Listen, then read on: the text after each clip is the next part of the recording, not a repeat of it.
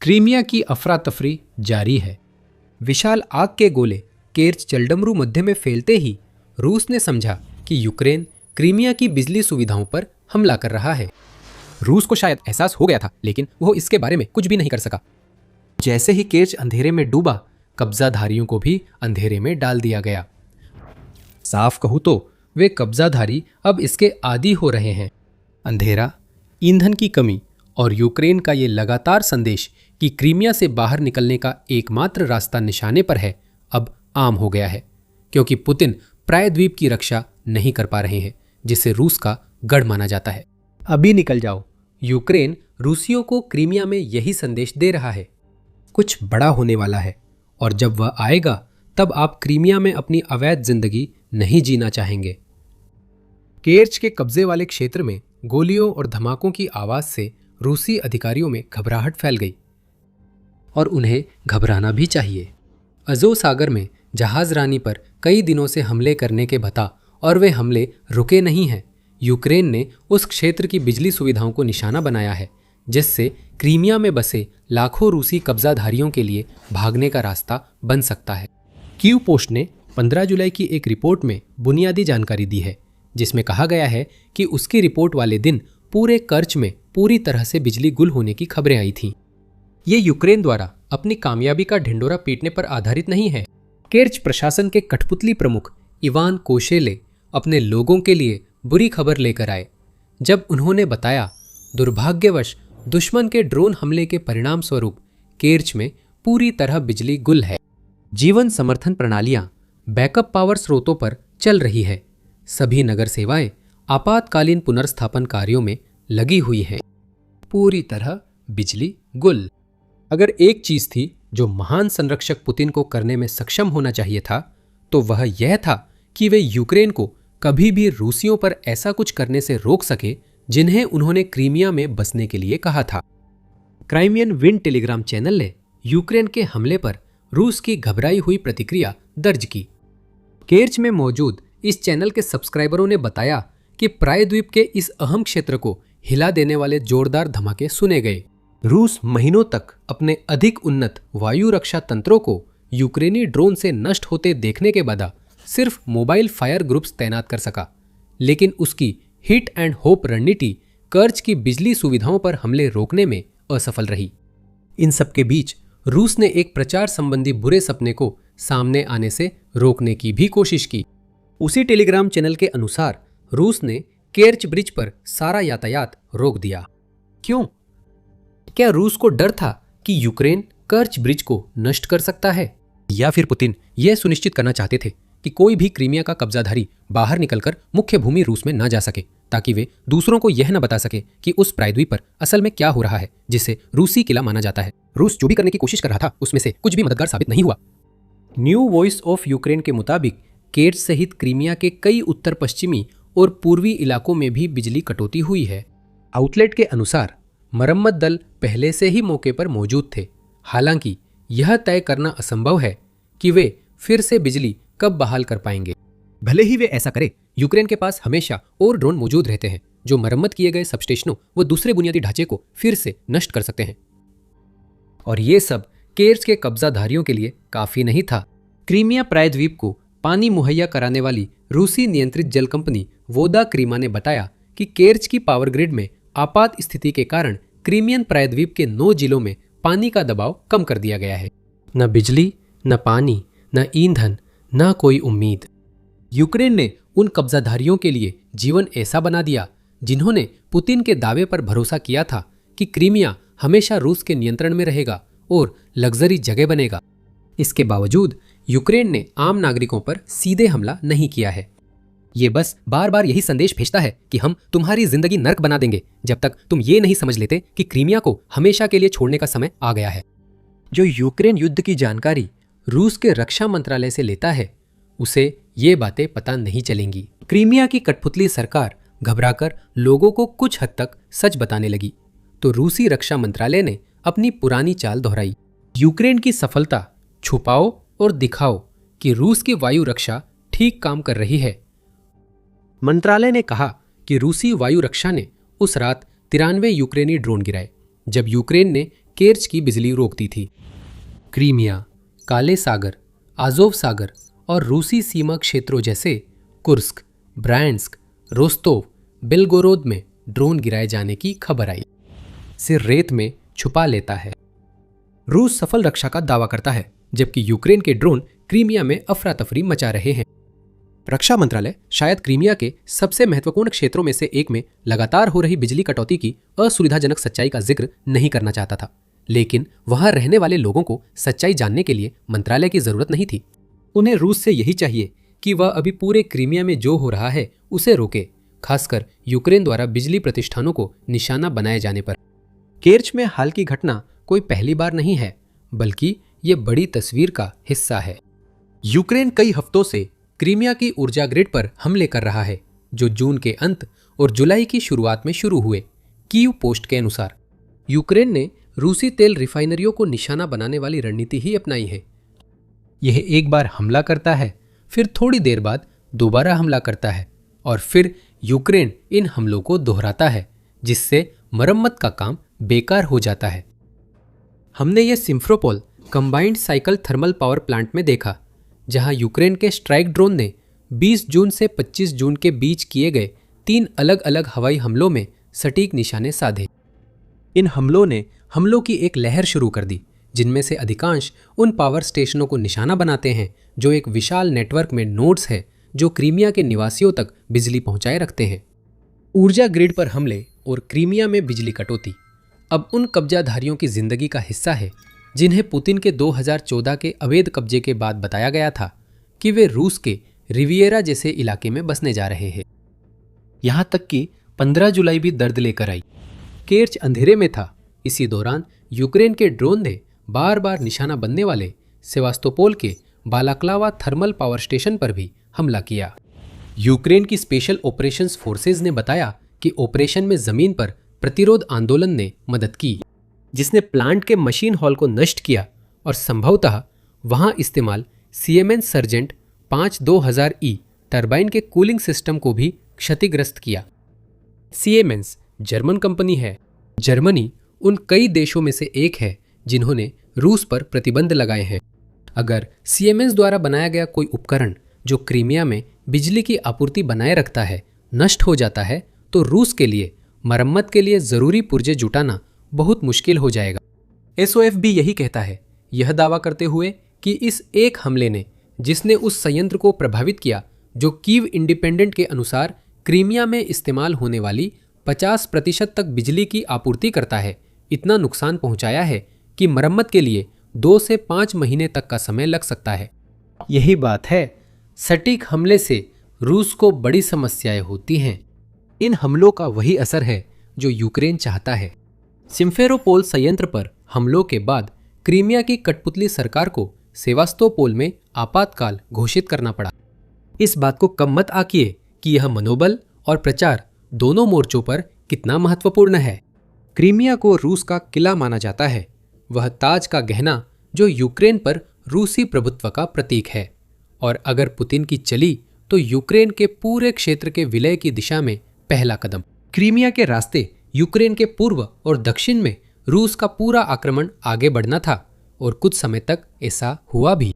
अब प्रायद्वीप पर अफरा तफरी है, क्योंकि बिजली गायब है, ईंधन की कमी है और यूक्रेन के ड्रोन लगातार आ रहे हैं। यूक्रेन इन हमलों पर सेखी बघार सकता है, लेकिन असली नुकसान पुतिन और रूसी लोगों के रक्षक के रूप में उनकी खुद गढ़ी हुई छवि को हो रहा है। केवल केर्च और सेवास्तोपोल ही नहीं, कई जगह बिजली कटौती और घबराए कठपुतली गवर्नर हैं। 13 जुलाई को UKRI इन्फॉर्म ने बताया कि क्रीमिया के झांकोय जिले में एक हफ्ते से बिजली कट रही थी। यूक्रेन की रणनीति सिर्फ रूसी कब्जा करने वालों को ही नुकसान नहीं पहुंचा रही। क्रीमियाई तातार लोगों की मजलिस के अध्यक्ष राफात चिबारोव कहते हैं कि यूक्रेन का समर्थन करने वाले भी प्रभावित हैं।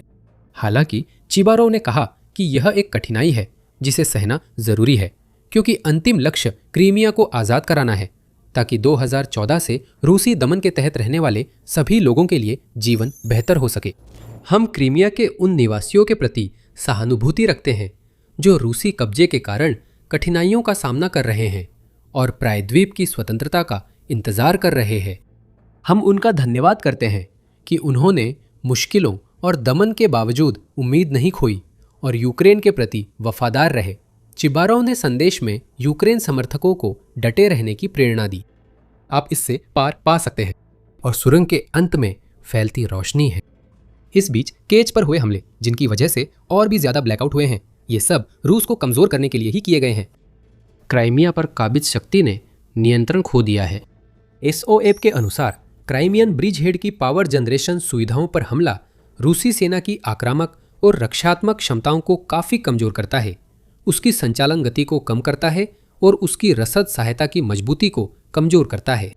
कब्जाधारी जहां अंधेरे में अपने भविष्य को लेकर डर रहे हैं, वहीं मुख्य भूमि यूक्रेन की अग्रिम पंक्तियों पर तैनात सैनिकों को जरूरी समर्थन के बिना हमलों के लिए मजबूर किया जा रहा है। वह समर्थन नहीं आएगा। क्रीमिया में फंसे सैनिक और आपूर्ति रोजाना गायब हो रहे हैं। ये पुतिन के लिए असली समस्या है।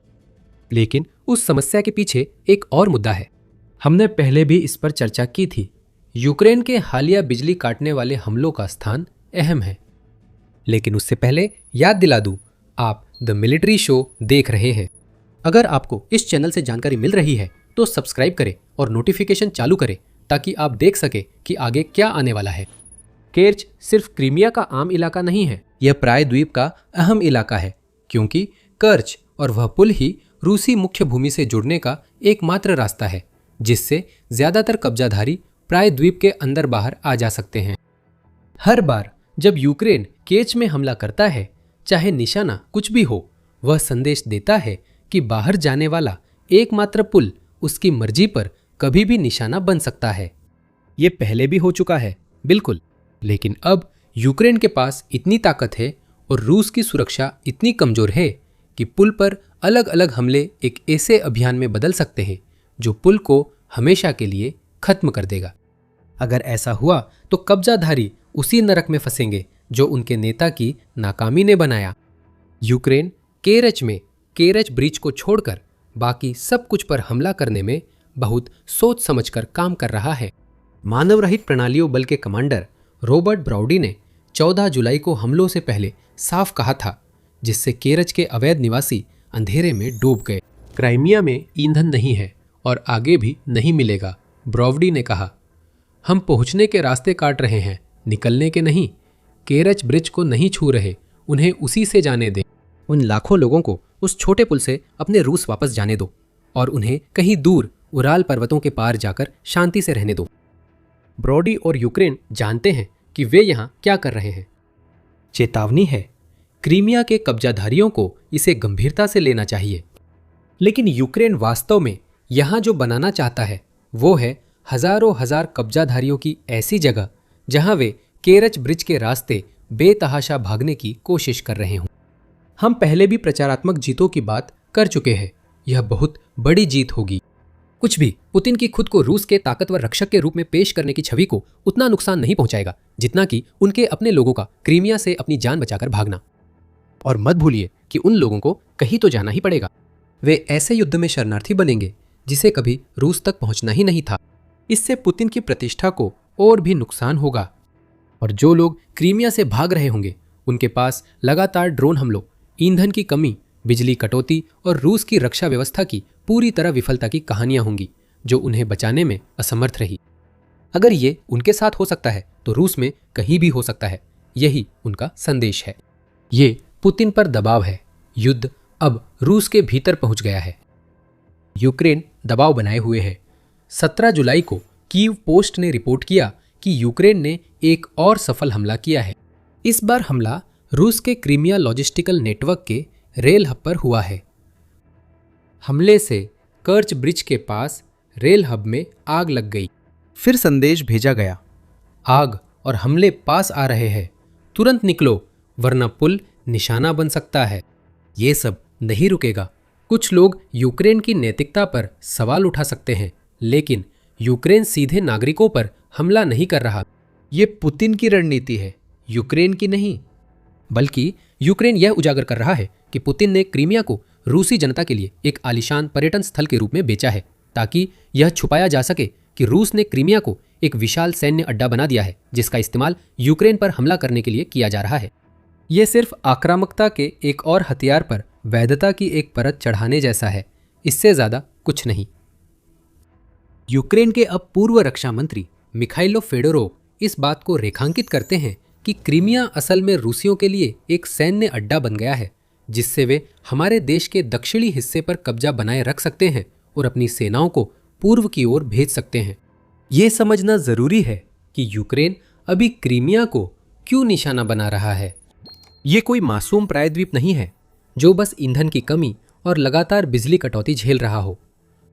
बेशक सैकड़ों हजारों रूसी कब्जाधारी इसका दर्द महसूस कर रहे हैं, लेकिन यह कभी न भूले कि क्रीमिया का इस्तेमाल यूक्रेन पर शुरुआती आक्रमण के लिए लॉन्चिंग पैड के रूप में किया गया था।